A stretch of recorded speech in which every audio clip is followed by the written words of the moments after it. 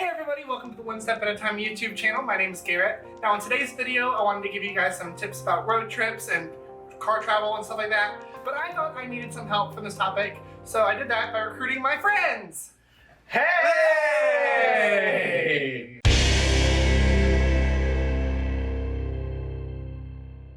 All right, introduce yourselves to the people. Hi, I'm Connor. I'm Nick. I'm Zach. These are my friends, and the reason they're here is because last year they spent almost 2 months road tripping across America. Yeah. One day it was in like the winter of 2017 where we were all like going through it, and I walked up to Connor and Nick and I was like, hey guys, do you guys want to just go on an adventure or something? And they were both like, hell yeah, we totally want to do that. What are we gonna go to? The park.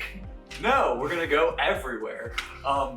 So yeah, we basically just decided that we were going to pack up, like we all quit our jobs simultaneously, and we packed up my car and we drove just as far west as we could.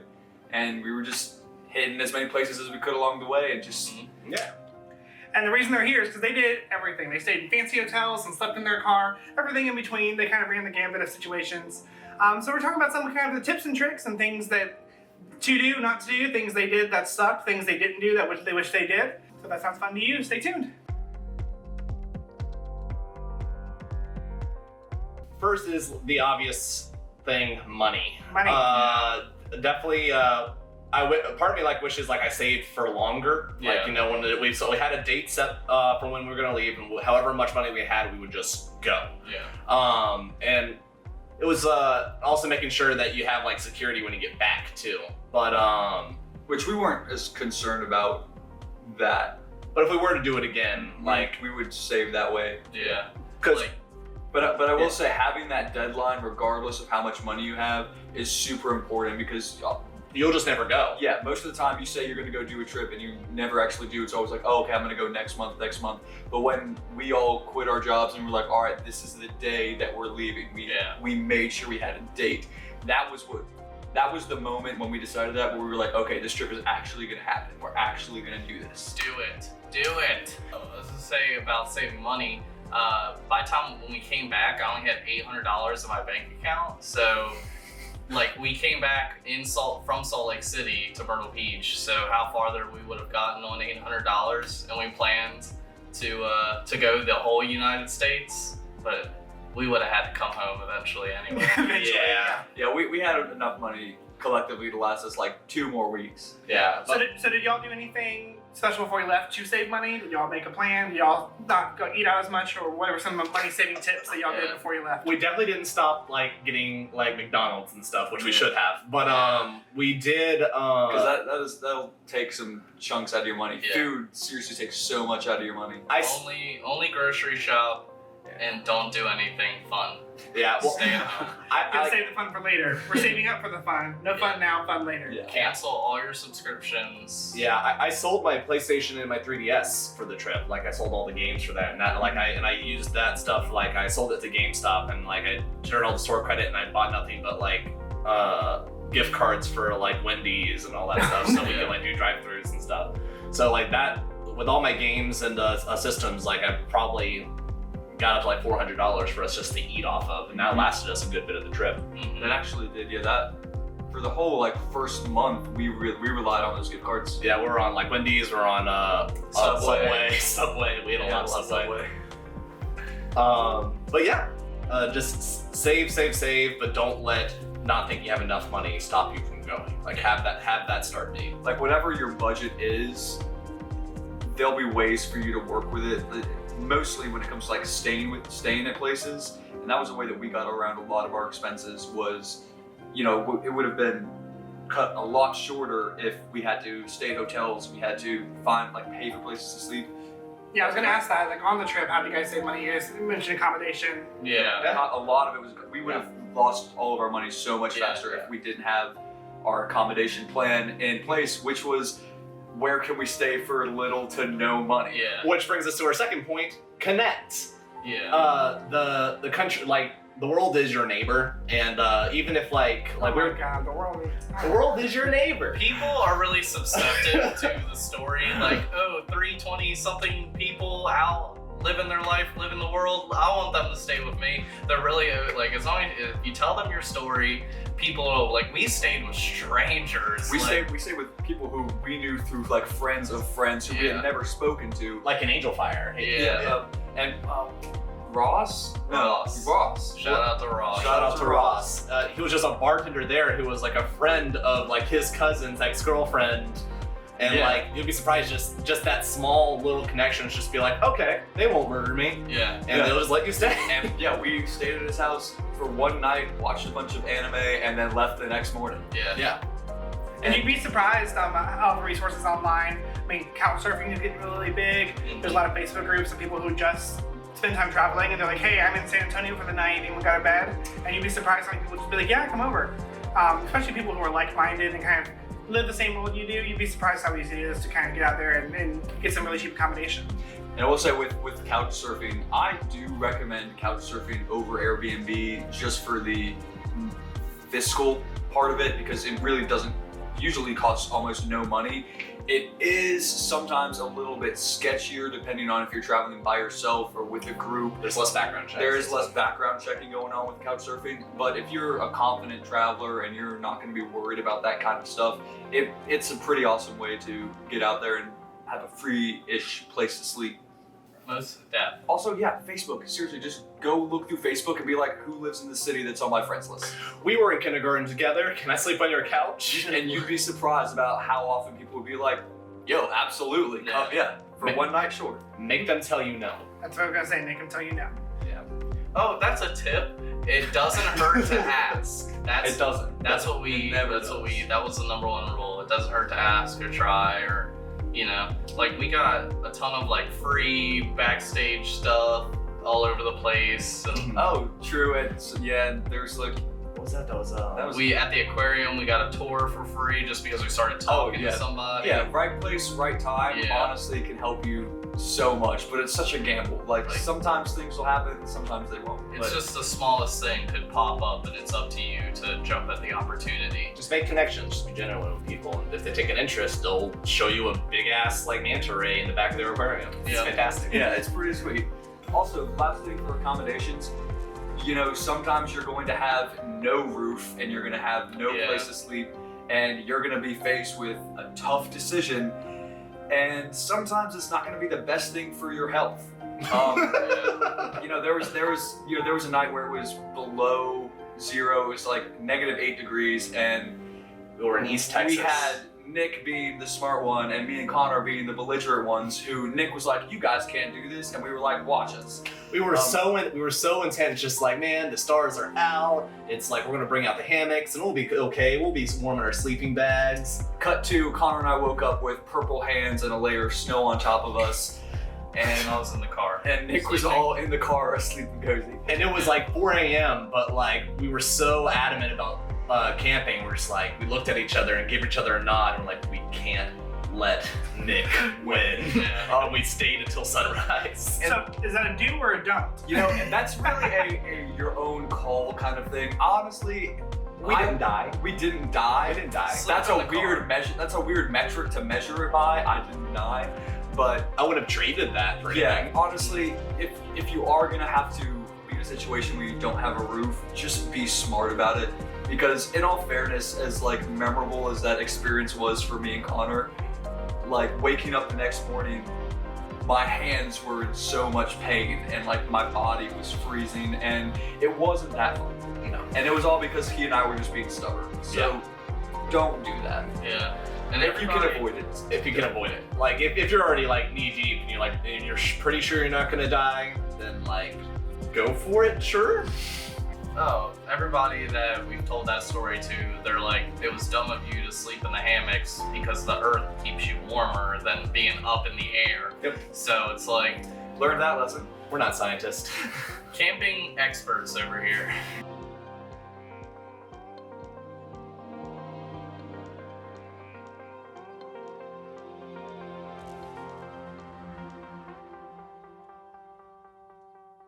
Travel with people that you like. Because Yeah. we're really lucky that we've all been friends for a long time.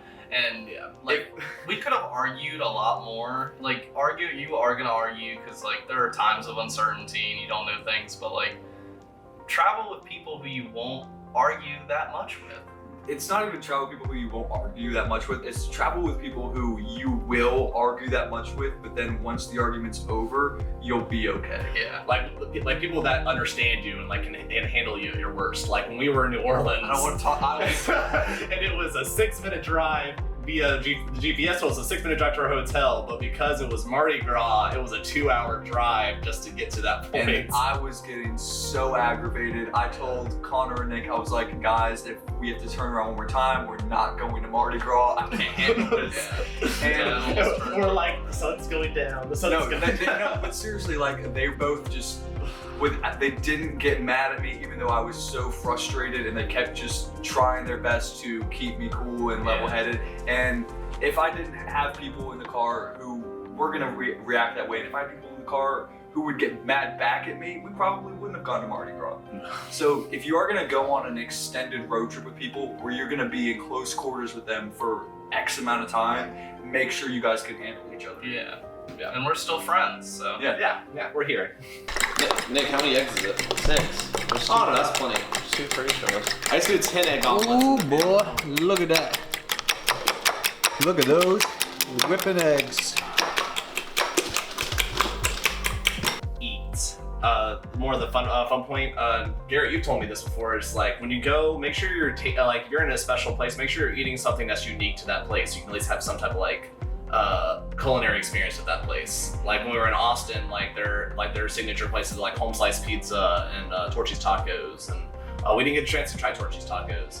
But like if you were to go to Boston, make sure you like get at least something that's like prevalent to that place. Like don't let your budget like stop you from like experiencing everything. Yeah, and the sketchier the better. Like that's how you know it's good. Honestly, That Mexican place we had in New Mexico, Yeah. dude, out of this world. that's Like where if you don't ever have. Abuelita ain't cooking, I don't want it. But to the point of eat also, that's just as a general rule, is to make sure that you do eat. I know that when all 3 of us were on the trip, we lost. I lost 18 pounds. We lost a pretty significant amount of weight just because there were a lot of times where we were trying to be prudent and frugal and not spend money, and we were like, let's just go as long as we can without eating today, Yeah. just to try and keep the trip going as long as possible. And it's just not worth it. Yeah. Like, make sure you're eating, make sure you're getting some kind, because energy starts to go down, you become more irritable. Yeah. Just eat for sure. Kind of riffing off that, also, that's something I did take into account before we left. You spend a lot of time in the car, and you're gonna lose a lot of muscle mass. Yo, they can attest. When I was driving, I would put it on cruise control and I would do little crunches like in my car seat. And you were also the only person with leg room to do that. Yeah. And like my arms got significantly like smaller, my legs got smaller, and just my stomach was getting bigger. Like it wasn't like I did not come out looking healthy looking after the trip. Connor, weren't you the only one who gained weight? I was the only one who gained weight because every time like we were at an accommodation and like they were offering food, I'm Connor's like, a good eater. I like him. He's I'm a just- good eater. and I'm just like, I want to be polite. Dude, people like families with. If we stayed with a family, we were pretty much getting family dinner every night. Like it was crazy. And Yeah. that also goes for food, staying with people you know. If you are staying with family, more often than not, you're gonna be given leftovers to take with you. Yeah. Take advantage of that as much as you can. If they offer to give you food for the road, take it. That jerky lasted us like weeks. Because again, that's keeping you fed and money you don't have to spend. Yeah.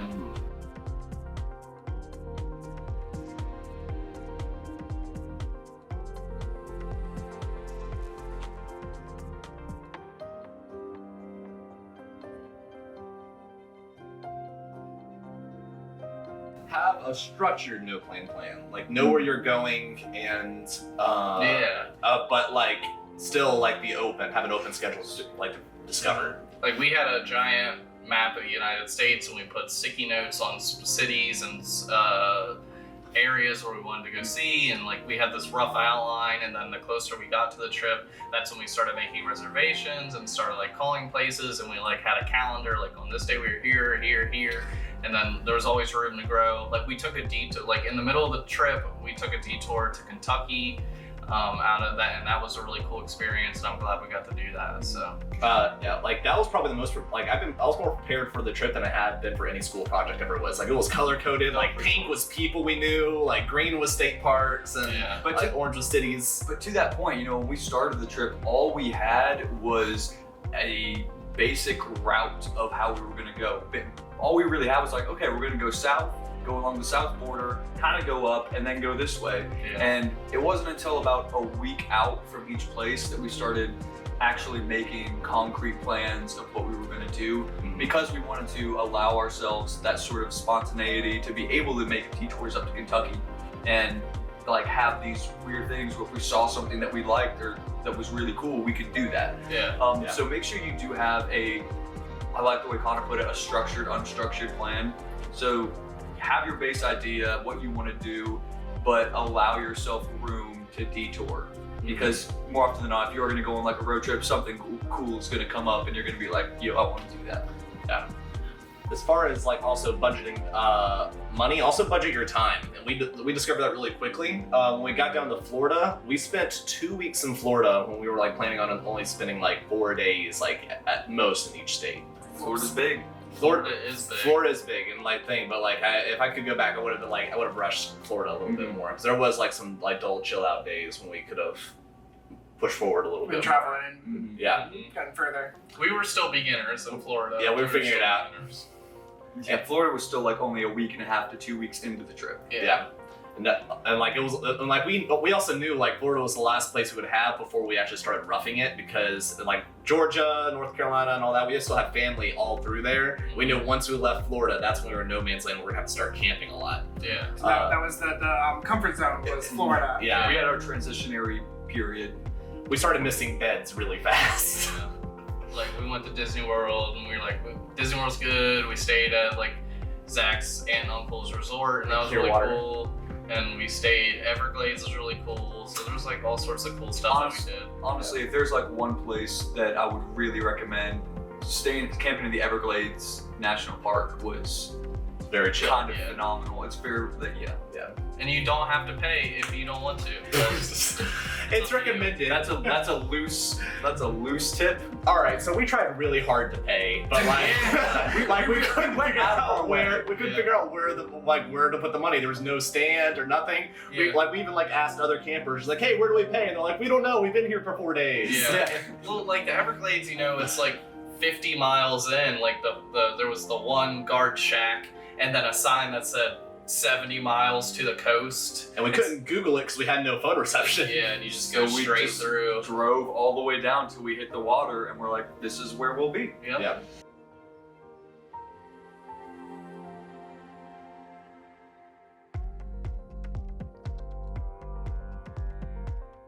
We do have to admit for the trip that our gas was paid for. We did have a sponsor, yeah. From the beginning. Yeah, we did have a sponsor. We did have a sponsor. Shout out to Blaine, who was very nice enough to pay for our gas, if you don't have someone to pay for your gas, Work that into your budget. I recommend that, because like we went in a 2007 FJ Cruiser, so that shit. Take We something more asked- fuel efficient. We would have had to cut our trip short by probably, I would say, like 3 weeks if we didn't have. That's about the amount of time based on all of our. We would have had to cut maybe 3 weeks sooner. So realistically, probably a year worth of saving, maybe $20 out of every paycheck for a year would probably finance a trip like this. You know, take a Prius, make your life easy. Yeah, especially take a buddy, like 3 people with all our stuff in there. Like we have no leg room and all that stuff. Yeah. Oh, that's another point. If you think you don't have enough clothes, you probably have the exact right amount of clothes. And if you think you have too many clothes, you definitely have too many clothes. I run into that problem backpacking all the time too, is I'll pack more clothes than I need and won't use half of them and end Yeah. up carrying it around. Like, I think honestly, we we definitely overpacked for the trip. Yeah. Hardcore. We, even being gone for as long as we were, dude, have like 4 or 5 outfits. It makes your life so much Yeah. easier. And just change out the jeans for your khakis and change out the shirt for a different shirt, Yeah. and to make it as diverse as you can. But you know, you're gonna be in places you're gonna want to maybe buy a t-shirt here and there. You're gonna want to get other things that you're really gonna want space for. Yeah, you'll pick stuff up. Like, We all got a couple t-shirts and hoodies and stuff throughout the trip, and along the way. it just made sitting at the back of my car even harder because things just kept piling up. Mhm. so everyone wanted to give us stuff. I remember we stayed with my sister on a farm, and like she just came and was like, "What about all this camping gear? How about these hammocks? How about this? And how about this?" And we're like, No room. "But we did take it though," and then that just made it worse. Yeah. It's like, you know what? We do need a cooler and a gas grill. Like we never used it. Yeah. Yeah. So We took the grill? No, we didn't. no, we I did. We had did to take. fight to We did not take the cooler though. But yeah, packing wise, pack light because in the beginning you're not gonna have a lot. But by the end of the trip, you're gonna pick stuff up. Yeah. Most def. All right, well, those are some really, really great tips and tricks. I hope you guys got some information. One last question for you guys. What was your favorite place you've been on the trip? Connor? Austin, Texas, man. Like that. A big part of the trip for me was try to figure out where I wanted to be outside South Carolina, and it was kind of a test trial. Where do I want to live in my future? And Austin, Texas, was definitely a city that had a good restaurant life, had a good nightlife, and just had a good vibe for me. And that's something I want to find myself in later. So. Yeah, I definitely say that I liked the more liberal cities, more like Austin and Louisville. St. Augustine was amazing. All everywhere is cool. I liked it all. City-wise, Louisville was pretty awesome in Yeah. Kentucky. It's a really, I don't know, hipstery kind of place. Yeah. Yeah. I vibe pretty hard there. In terms of just regular things, my favorite part about the trip, and this is gonna sound like a slight, but it's not, I promise, is actually when I started driving by myself. Like after kind of like our trip did like a half end kind of thing, and I went to this place called Mystic Hot Springs. Oh, he had to drive the car back. Yeah, I he went had driving the car back home, and it was in Utah, and it's awesome. It's like a hot springs in the side of a mountain. If you're ever in Utah, go there. It's pretty tight. Hot Springs. Hot Springs. Awesome. Well, thank you guys so much for watching this video. I will give a shout out. 3 of us. We have a podcast because we're white men. Hey. Season 3 is starting The now. 26th. Yeah, it'll be posted by the time this video comes out. So make sure you subscribe there, and it heavily features this guy over here. What's up? So it's called the Roommate Chat. Links down below. Also, feel free to subscribe to this channel for more travel videos and content like this. Hope you guys enjoyed it. Shout out his band. Ooh, I have a band, Talking Trees. We're up and coming. Our album is coming out very soon. Give us a look on Spotify and Instagram. And those links and socials will be down in the description as well. So thank you guys so much for watching. We'll see you guys next week. Bye. Bye.